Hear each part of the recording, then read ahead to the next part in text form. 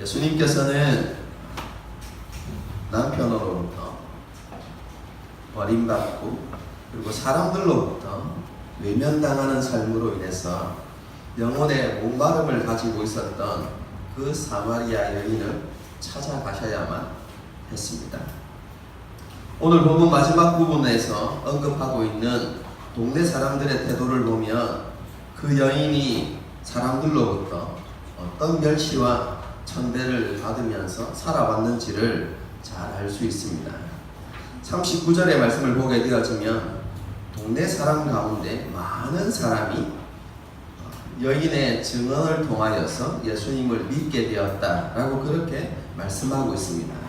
그런데 42절의 말씀을 같이 연관시켜서 보게 되어지면요, 그 사람들이 그 여인을 통해서 예수님을 믿었다는 사실을 인정하고 싶지 않는 것을 보게 됩니다.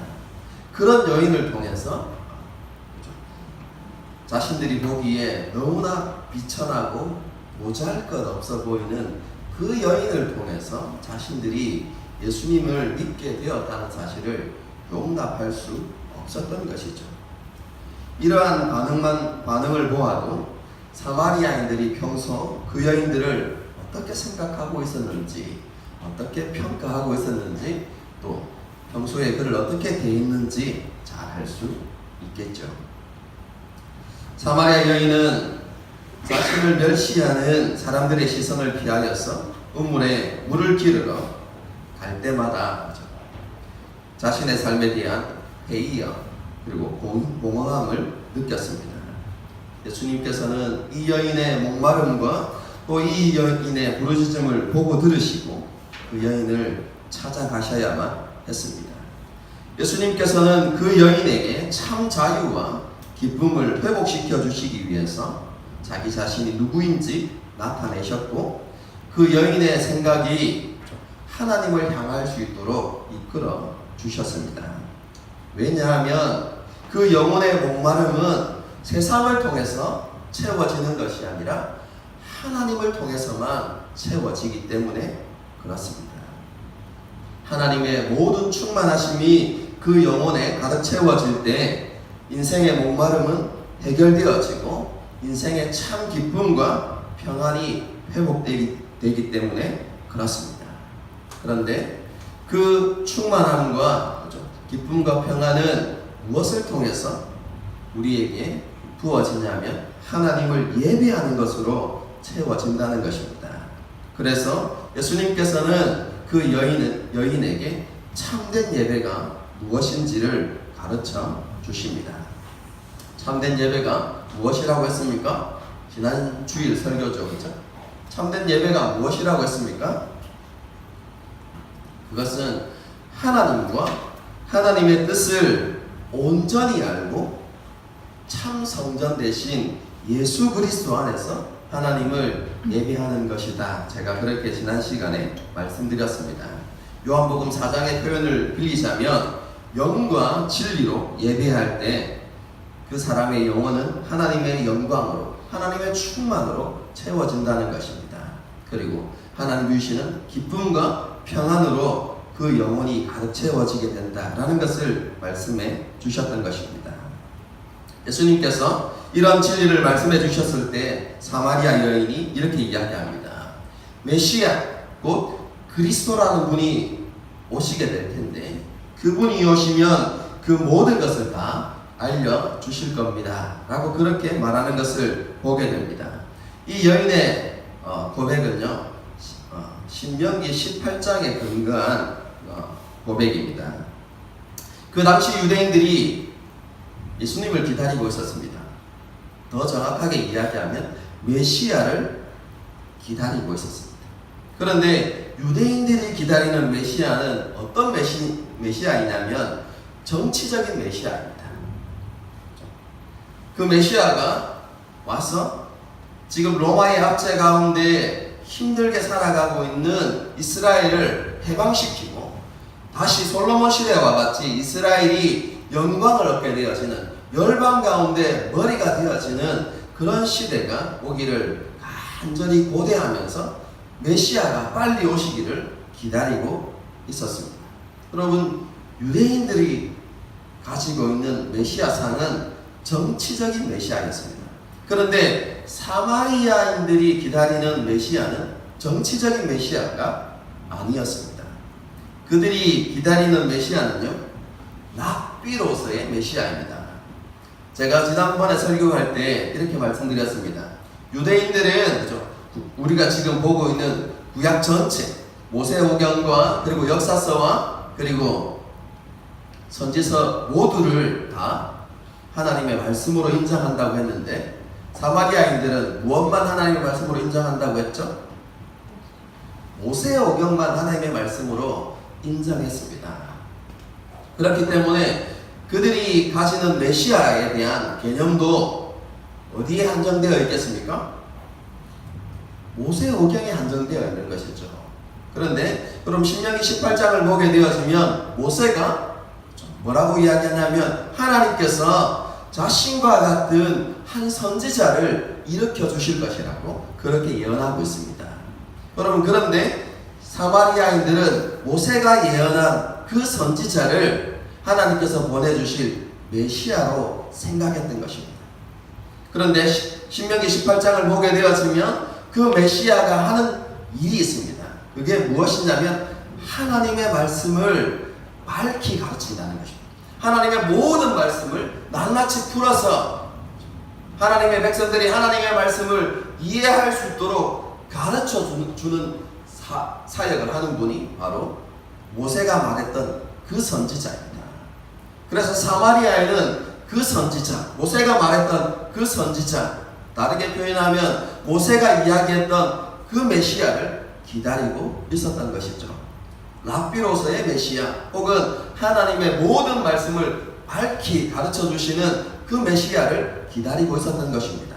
그래서 이 여인이 그 배경에서 지금 예수님께 그렇게 고백하고 있는 것입니다.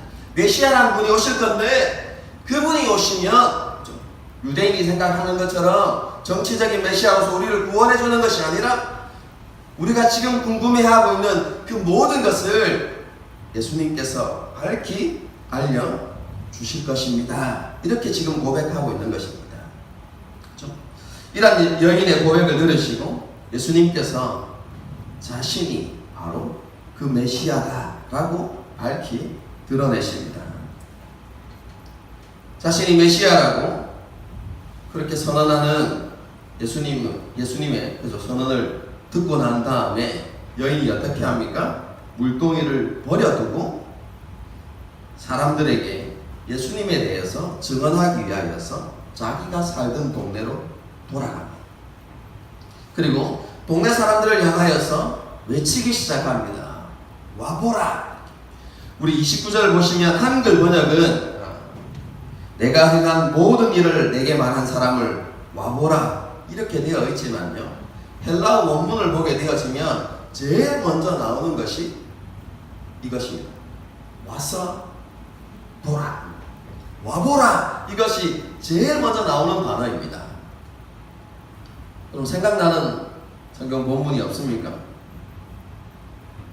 세례 요한의 제자가 예수님께 와서 어디에 계십니까?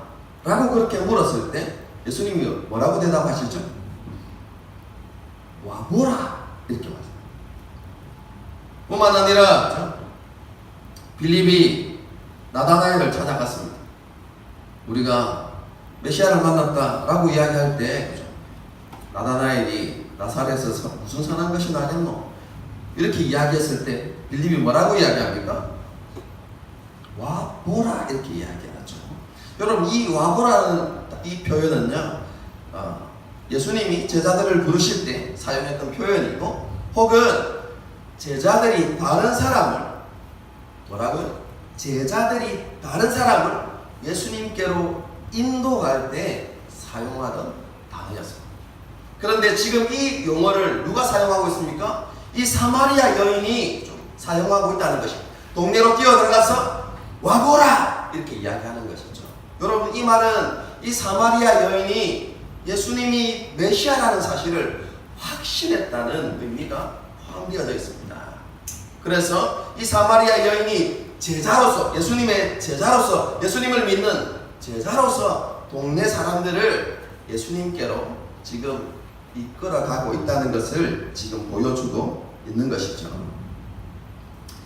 이 사마리아 여인이 예수님을 메시아로 확신했던 출발점이 무엇입니까?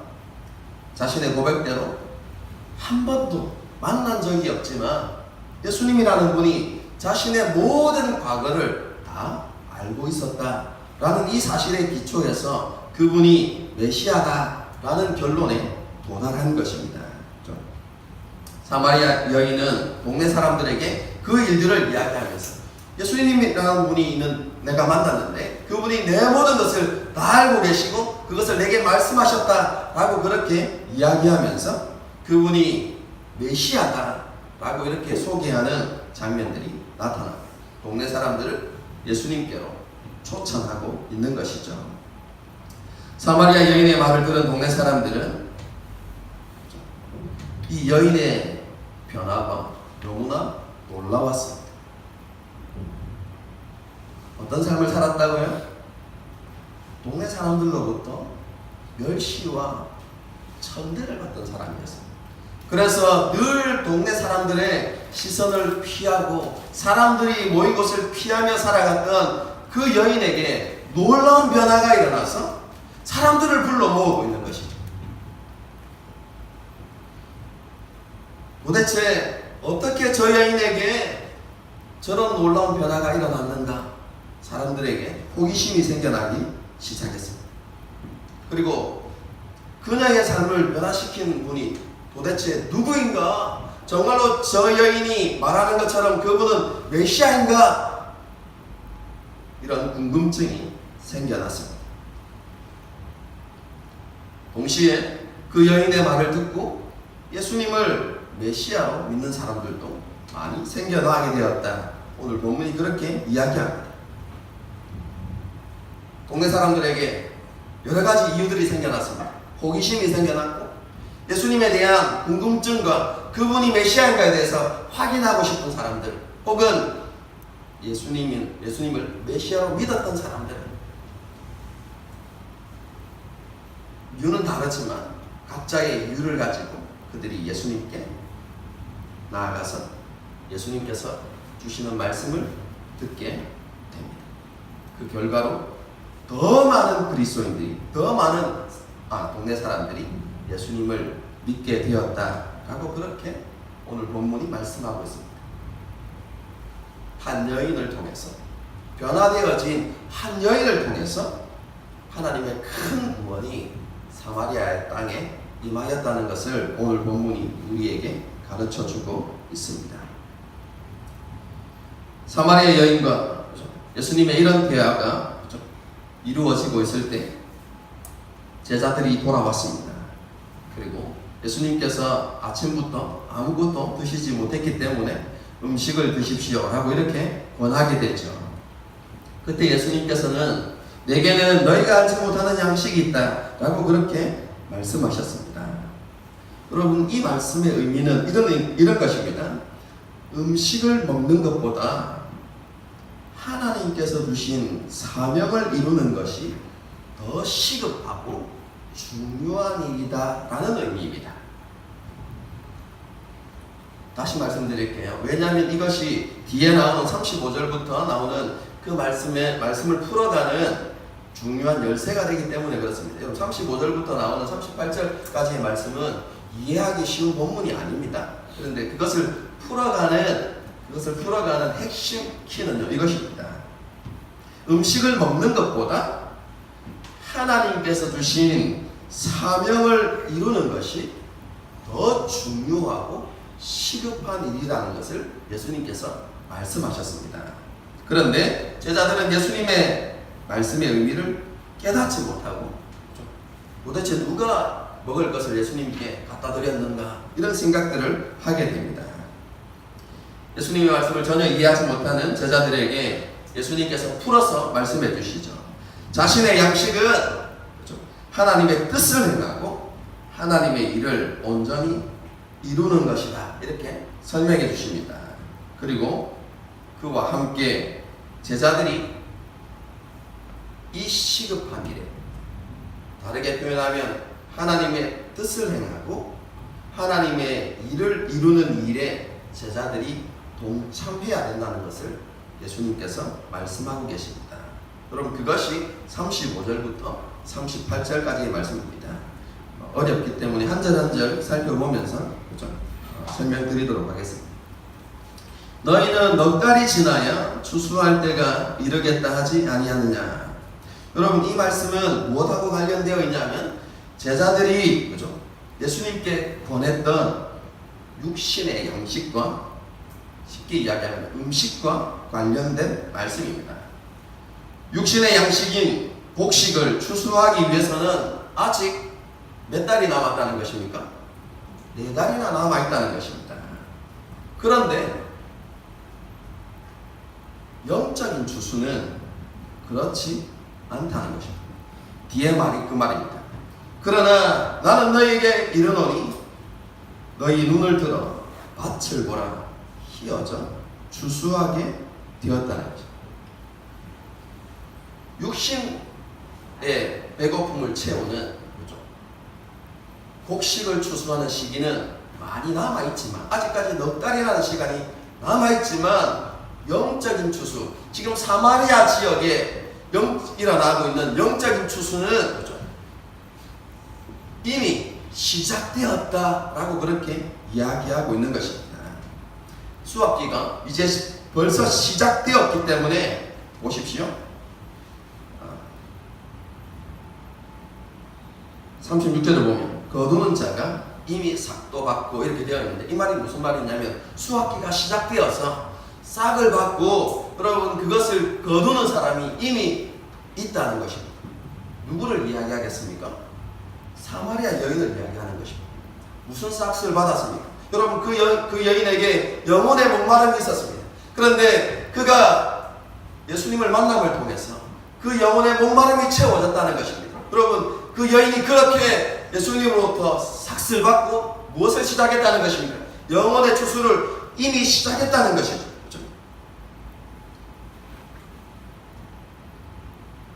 그 수확이 이루어지고 있다라는 것을 이야기하시면서요, 예수님께서 강조하시는 것은 육적인 양식, 다르게 이야기하면 곡식에 관한 것보다, 곡식을 추수하는 것보다 영적인 추수를 하는 것이 더 중요하고 시급한 일이다라는 것을 지금 강조하고 계십니다.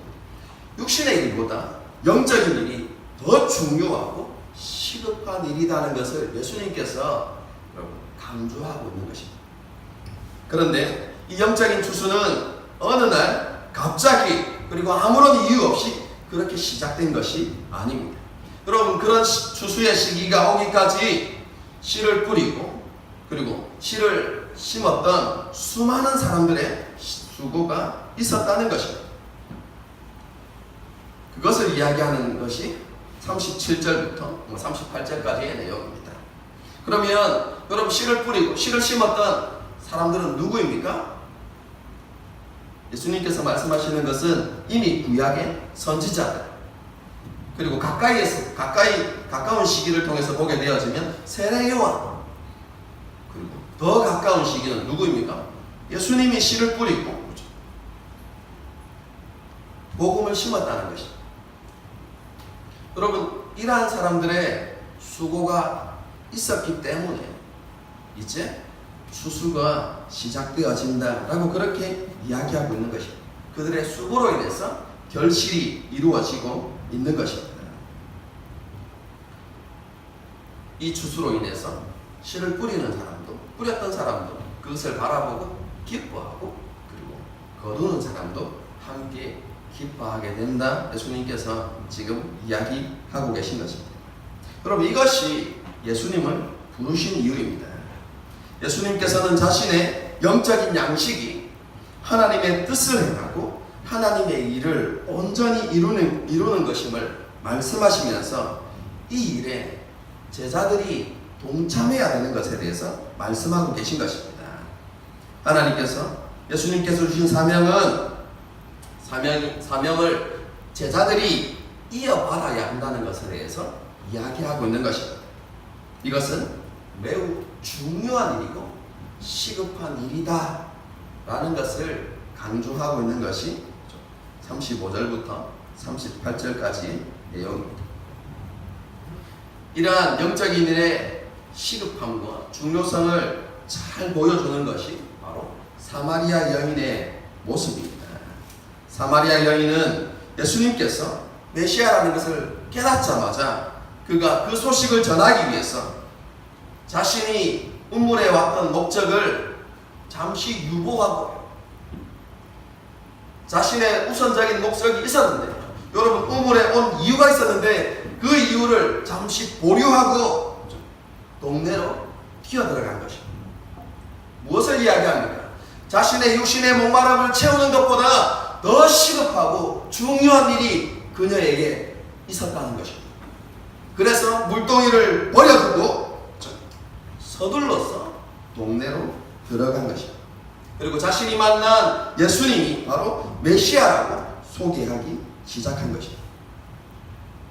그럼 이런 사마리아 여인의 모습은요, 예수님의 부름을 받은 제자에게 있어서 가장 중요한 것이 무엇이고 제자는 어떤 삶을 살아가야 하는지를 정확하게 보여주는 것입니다. 예수님의 제자에게 가장 중요한 것은 무엇입니까? 그것은 하나님의 뜻을 행하고 하나님의 일을 이루는 것입니다. 그것이 제자의 삶의 목적이고 제자에게 있어서 최고의 우선순위가 되어야 한다는 것을 오늘 본문이 우리에게 가르쳐주고 있는 것입니다. 여러분 오해하지 마십시오. 우리의 일상이 중요하지 않다는 것을 이야기하는 것이 아닙니다. 육적인 필요를 채우기 위해서 우리가 먹고 마시고 일을 하는 것이 중요하지 않다, 그렇게 말하는 것도 아닙니다. 여러분 그러한 것들은 필요한 것입니다. 우리가 이 땅을 살아가는 동안에 그것도 우리에게 매우 중요한 일입니다. 하지만 오늘 본문이 이야기하는 것은 그러한 것들이 우리의 삶의 목적이 되어서는 안 된다는 것입니다. 육신의 필요를 위해서 살아가는 그 모든 것들이 우리의 삶의 목적이 되어서는 안 된다는 것이죠. 그러면 그런 것들이 무엇입니까? 그 모든 것은 하나님의 뜻을 행하고 하나님의 일을 이루는 수단이 되어야 한다는 것입니다. 우리가 먹고 마시는 것, 그리고 돈을 버는 것, 그리고 사람과 관계를 맺으며 살아가는 것, 혹은 직장을 구하는 것, 그 모든 것이 하나님의 뜻을 행하고 하나님의 일을 이루기 위한 수단이 되어야 한다는 것을 우리에게 말씀해 주고 있습니다. 그래, 제자는 그렇게 살아야지. 하지만 난 아니야. 왜냐하면 난 제자가 아니니까. 나는 평신도야. 혹시 이렇게 생각하는 사람들이 있습니까? 그럼 이것은 잘못된 생각이에요. 아니, 기독교 신앙의 본질을 제대로 모르는 사람입니다. 예수님을 믿는 사람은 한 사람도 예외 없이 예수님의 제자입니다. 다시 말씀드립니다. 제자는 아주 특별한 사람들이 아니라 예수님을 믿는 모든 사람들, 그 사람은 한 사람도 예외 없이 예수님의 제자입니다. 시간이 없어서 그 많은 모든 증거들을 다 이렇게 설명해 드리지 못하지만 가장 핵심이 되는 이유를 한 가지만 설명하면 이렇습니다. 여러분, 우리가 예수님을 믿는다는 것은 한마디로 뭐라고 표현할 수 있습니까? 하늘시민교회는 답할 수 있어요. 예수님을 믿는다 라는 것을 그렇죠? 한마디로 표현하면 뭐라고요? 주인 바꾸기.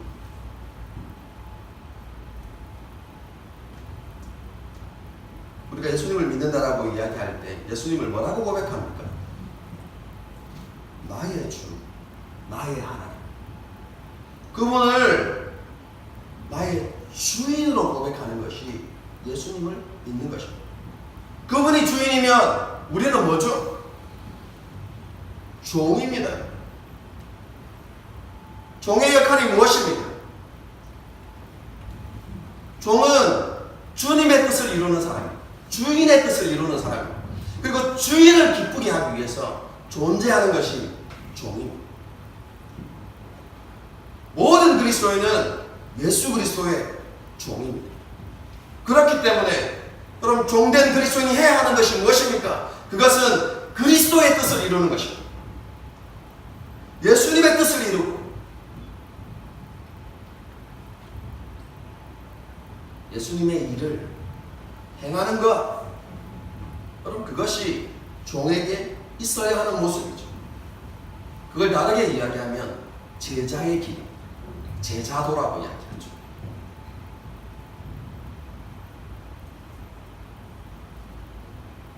우리의 정체성에 대한 바른 이해가 필요합니다. 우리는 제자입니다. 그렇기 때문에 제자인 우리에게 있어서 최고의 우선순위는 주님의 뜻을 행하고 주님의 일을 이루는 것입니다. 그것이 우리의 사명입니다. 그렇다면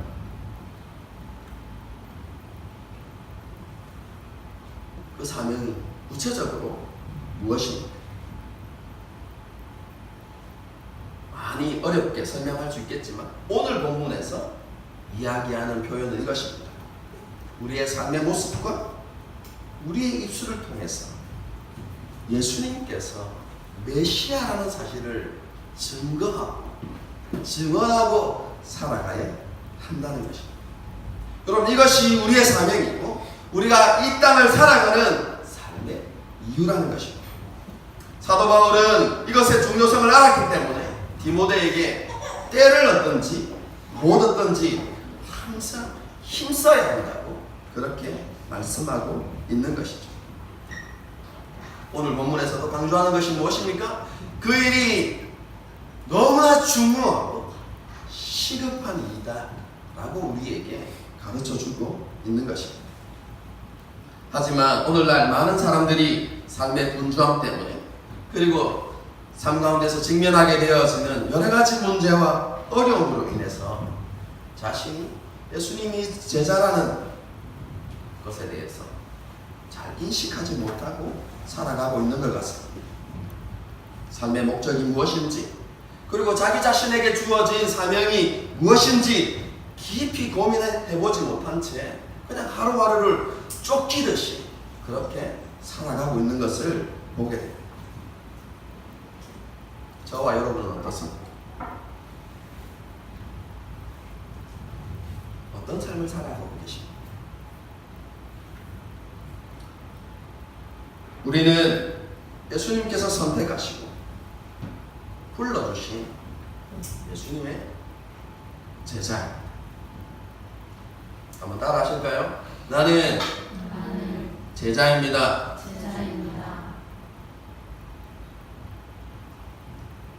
그렇습니다. 우리는 예수님의 제자입니다. 오늘 본문을 통해서 예수님께서는 제자인 우리들에게 삶의 목적과 그리고 삶의 우선순위를 바르게 세우라고 우리에게 말씀하고 계십니다. 우리의 삶에 있어서 무엇이 더 중요한 일인지 무엇이 더 시급한 일인지 분별하고 하라고 우리에게 말씀해주고 계십니다. 다시 말씀드리지만 이 땅의 삶도 중요합니다. 하지만 그것이 본질이 아닙니다. 이 땅의 삶은 영원한 것이 아닙니다. 성경이 가르치는 바는 이 땅의 삶은 잠시 우리가 지나가는 여정 가운데 하나일 뿐이라고 우리에게 가르칩니다. 우리는 이 땅에서 나그네의 삶을 살아가고 있는 것입니다. 우리가 바라보고 우리가 가고 있는 그곳은 다르게 표현하면 우리의 참되고 영원한 본향은 지금 이 세상의 삶이 아니라 하늘에 있는, 하늘에 속한 하나님의 나라.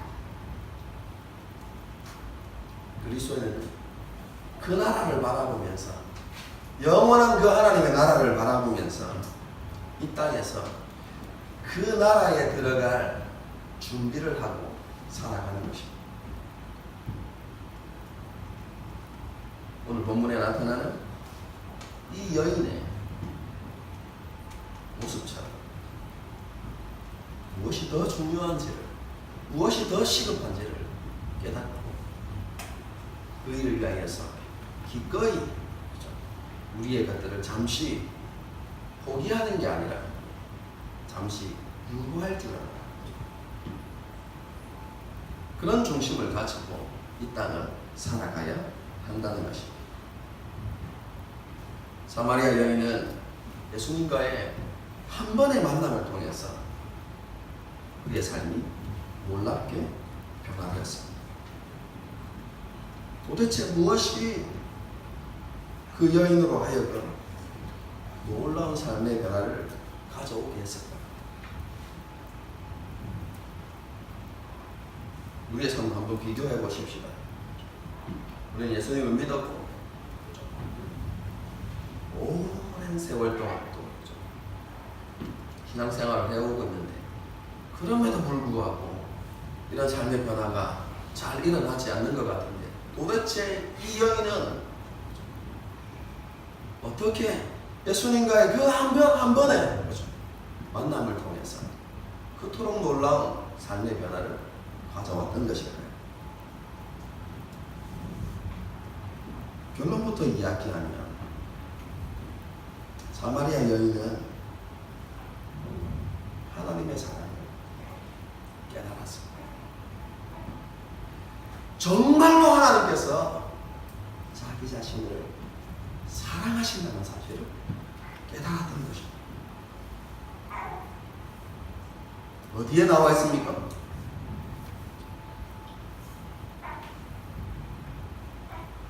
잘 안 나와 있습니다. 하지만 상황을 한번 유추해 보십시오. 그럼 사마리아 여인이 어떤 삶을 살았다고 했습니까? 그녀의 삶은 상처와 아픔으로 가득했습니다. 사랑과 보호를 받아야만 하는 남편으로부터 5번이나 버림받은 여인. 남편에게만 버림받은 것이 아니라 동네 사람들로부터도 외면당하고 버림받았습니다.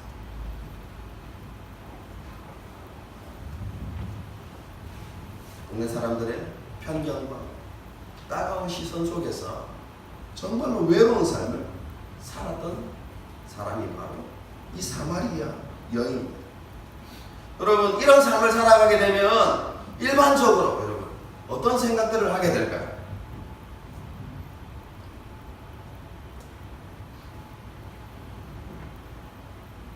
대부분 다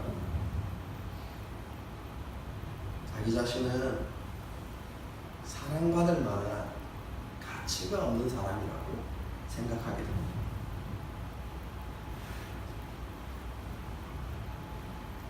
뿐만 아니라 하나님께서 자기를 사랑하지 않는다고 생각했을 것입니다.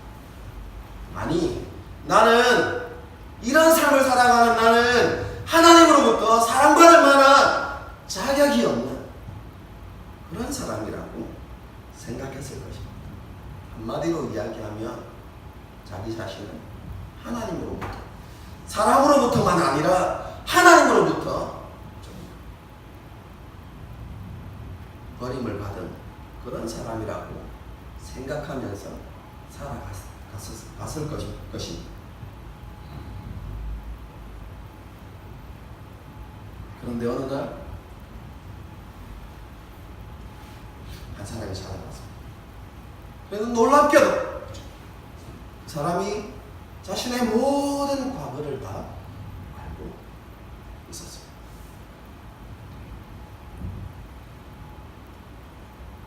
그런데 그분이 누구였습니까?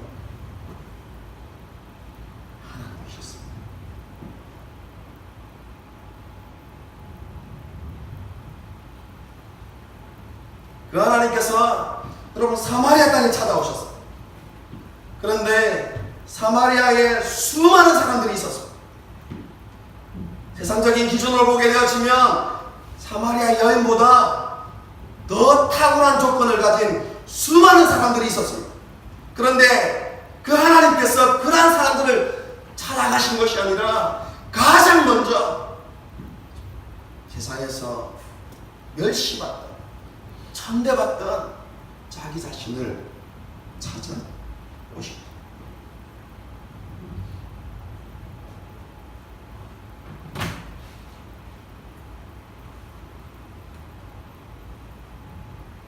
그것을 통해서 그 여인이 깨달은 것이 무엇입니까? 스스로는 하나님이 나를 버리셨다, 하나님이 나를 잊으셨다, 그렇게 생각했지만 하나님께서 찾아오셔서 그에게 메시지를 주신 것입니다. 나는 너를 잊지 않아. 나는 너를 버리지 않았다. 그 메시지를 그 여인에게 들려주신 것입니다.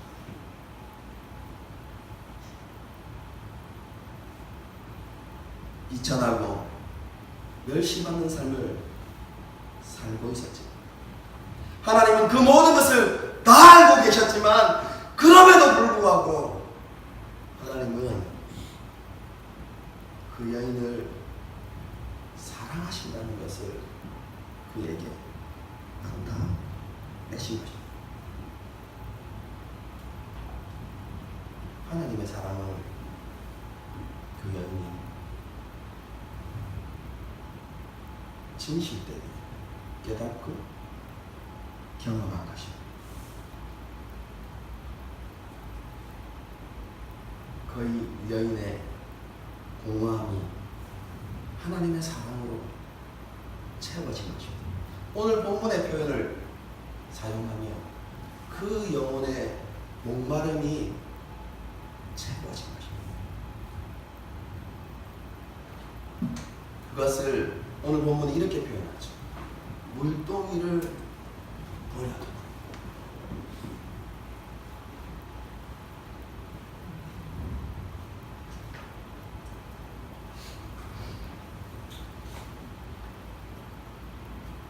사마리아 여인의 심령이 하나님의 사랑으로 채워졌을 때 그 여인의 목마름이 해결되어 그녀의 삶을 놀랍게 변하신 거예요. 그럼 그래서 그녀의 삶을 한번 보십시오. 동네로 뛰어갔습니다. 여러분, 이것은 그 이전에 그 여인이 정말로 하기 싫었던 일이에요.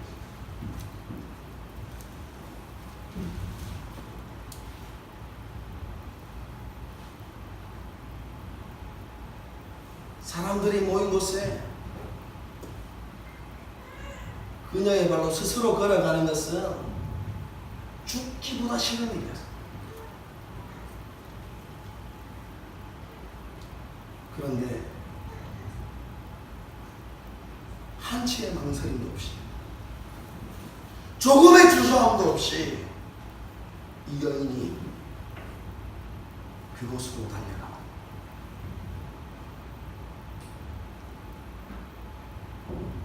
하나님의 사랑이 그것을 가능하게 만들었습니다. 주님의 사랑이 그녀의 삶을 변화시킨 것입니다. 주님의 사랑은 모든 것을 견디게 하고 모든 상황을 뛰어넘게 하는 능력인 것입니다. 그래서 사도 요한은 요한 1서에서 이렇게 이야기해요. 사랑이, 완전한 사랑이 두려움을 내어쫓습니다. 이렇게 이야기합니다.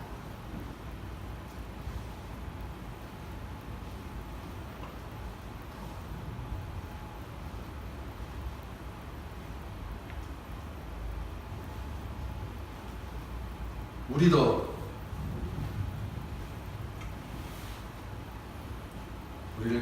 찾아오신 예수님을 만났던 사람들.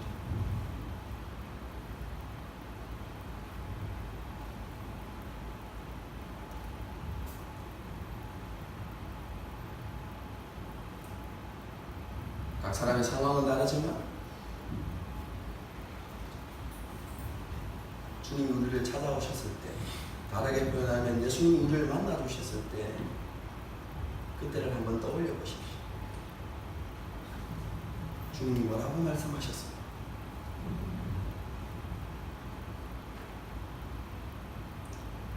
그럼에도 불구하고 우리의 상황과 환경과 처지와 상관없이, 그럼에도 불구하고 내가 너를 사랑한다고 말씀해 주시지 않았습니까? 주님의 사랑은 변함이 없습니다. 언제든지 자신의 모든 것을 우리에게 기꺼이 주신 만큼 지금도 동일한 사랑으로 우리를 사랑하고 계십니다. 우리를 향한 주님의 사랑을 확신하십시오. 믿어지지 않으면, 혹은 이전에는 믿어졌는데 지금 그 사랑이 느껴지지 않으면 다시 십자가를 바라보시오. 그리고 그 예수님의 십자가의 죽음이 우리에게 무엇을 의미하는지, 저와 여러분에게 어떤 메시지를 던져주는지 다시 묵상하십시오. 내가 죽기까지 너희를 사랑한다고 말씀하시는 그 십자가의 의미를 다시 생각하십시오. 그리고 그 사랑이 다시 우리 안에 경험되어지기를, 다시 깨달아지기를 주님 앞에 기도하고 몸부림치십시오.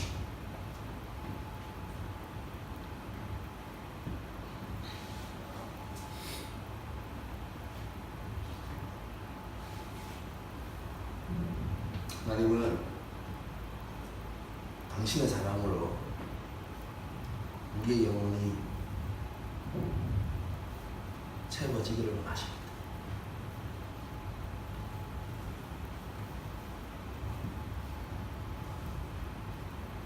우리의 삶이 영원히 목마르지 않는 삶이 되기를 원하고 계십니다.